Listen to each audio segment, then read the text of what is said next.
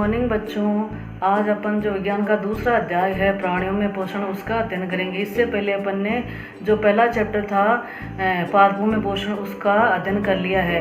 तो इसमें पोषण शब्द आया था कि पोषण क्या होता है। तो पोषण जैसे इसमें लिखा हुआ है, पोषण की परिभाषा कि वह संपूर्ण प्रक्रिया जिसके द्वारा जीवित जंतु भोजन प्राप्त करते हैं तथा उसका विभिन्न जैविक क्रियाओं में उपयोग करते हैं, उसे पोषण कहते हैं।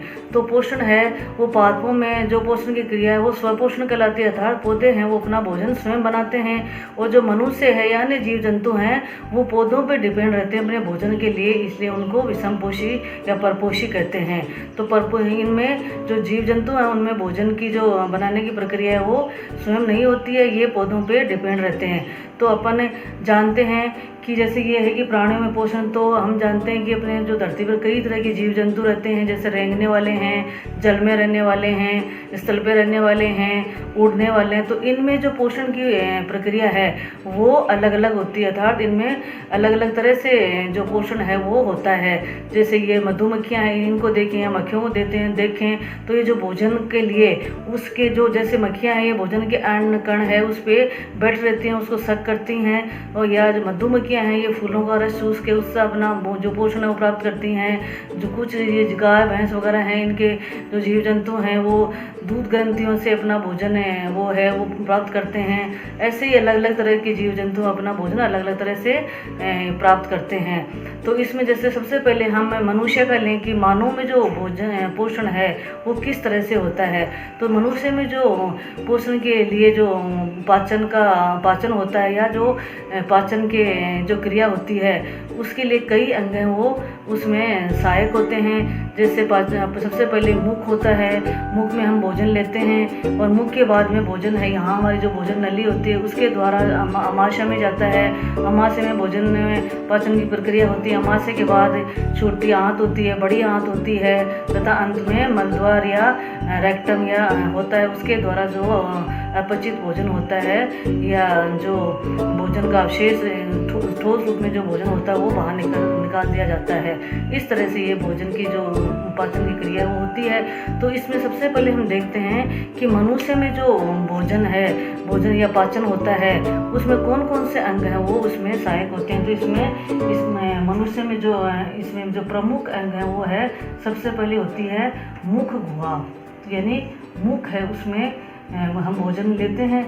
तो मुख गुहा होती है, उसमें हम सबसे पहले जैसे रोटियां वगैरह खाते हैं या अन्य भोज्य पदार्थ जो लेते हैं वो मुख गुहा में लेते हैं और या मुख में लेते हैं। उसके बाद में मुख गुहा के बाद में होती है दूसरा जो है वो है ग्रासिका या ग्रास नली में भोजन जाता है। ग्रास नली के बाद में तीसरा होता है अमाशय, यानी जो हम पेट बोलते हैं। तो ग्रास नली के बाद में हम भोजन जाता है अमाशय में। अमाशय के बाद है जो प्रमुख अंग है भोजन अमाशय में पाचन के बाद में छोटी आंत में जाता है। ये छोटी आंत है।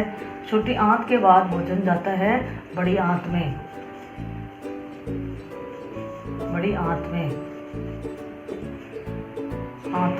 और उसके बाद में मलाशय या मलद्वार द्वारा बाहर निकाल दिया जाता है। जो अपशिष्ट होता है वो उसके द्वारा बाहर निकाल दिया जाता है। तो इस तरह से ये भोजन के जो ये पांच ये हमारे वो हैं, पांच पाचन के जो अंग हैं वो हैं, इनसे होके भोजन है वो लास्ट में अपचित भोजन है वो मलाशय द्वारा बाहर निकाल दिया जाता है।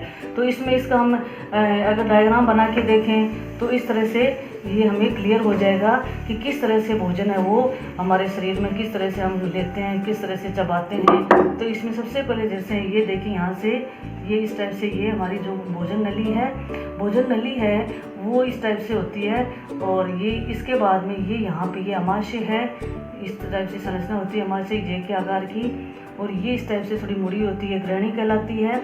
अमाशय के फिर यहाँ पे ही इसको इस टाइप से थोड़ा सा कर देते हैं, और यहाँ से फीते के आकार की जो संरचना होती है उसको अग्नाशय बोलते हैं। तो ये तो हुआ अमाशय, ये इसका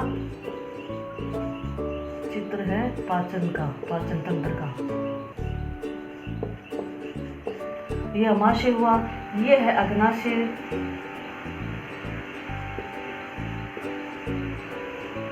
और अग्ना ये फीते की जैसी आकृति होती है।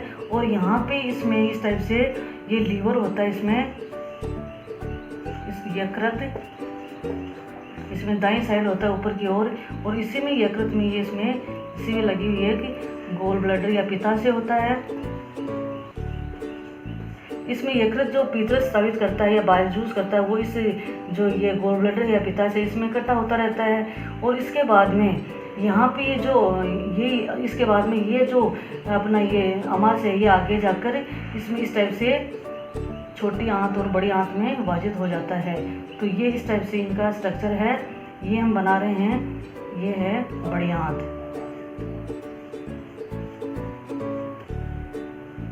ये छोटी आंत है, ये 7.5 मीटर जो लंबी होती है, कुंडलित आकार की होती है। और ये बड़ी आंत है, इसमें ये यहाँ की होता है साइड में ये कि इसमें ये अपने श्लेष्मिका पाई जाती है, या जैसे अपेंडिक्स बोलते हैं। ये अवशेषी अंग है वो यहाँ पे दाईं साइड में होता है, इसको बोलते हैं अपेंडिक्स।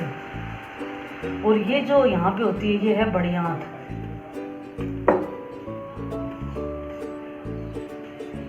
बड़ी आंत है ये, और ये है छोटी आंत।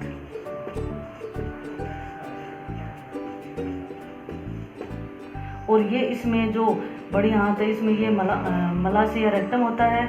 और लास्ट में ये एनस होता है, यहाँ पे जो लास्ट का हिस्सा जिससे ये मलद्वार निकलता है उसको एनस बोलते हैं। इस तरह से इसकी ये संरचना है। ये पाचन तंत्र की, अर्थात ये भोजन नली है। भोजन नली है ये, फिर यहाँ पे ये अग्रास नली है, ये अमाशय में है। अमाशय के बाद में यहाँ अग्नाशय होता है, इसमें दाईं साइड लीवर होता है, ये यकृत होता है। और इसी से जुड़ा हुआ पित्ताशय है जो कि जिसमें पीतल से कटा होता है। ये छोटी आंत है, ये बड़ी आंत है। और इस तरह से ये इसकी पूरा पाचन तंत्र की संरचना है। तो अब इसकी संरचना को देख के हम इसके जो पाचन तंत्र है इसमें किस तरह से ये पोषण की प्रक्रिया होती है या पाचन किस तरह से होता है, कौन से अंग में किसका पाचन होता है, ये हम इसको चित्र को देख के और इसमें थोड़ा सा पढ़ लेते हैं। तो इसमें पहले हम देखते हैं कि इसमें जो पाचन है वो उसमें ये पोषण है मनुष्य में, उसके कौन कौन से चरण होते हैं, यानी पोषण है वो कितने उसमें भागों में बटा होता है, पोषण की क्रिया वो किस तरह से कितने भागों में संपन्न होती है। तो इसमें देखते हैं, दूसरा पॉइंट लेंगे अपन कि पोषण के चरण, यानी जो पोषण है वो कितने चरणों में होता है।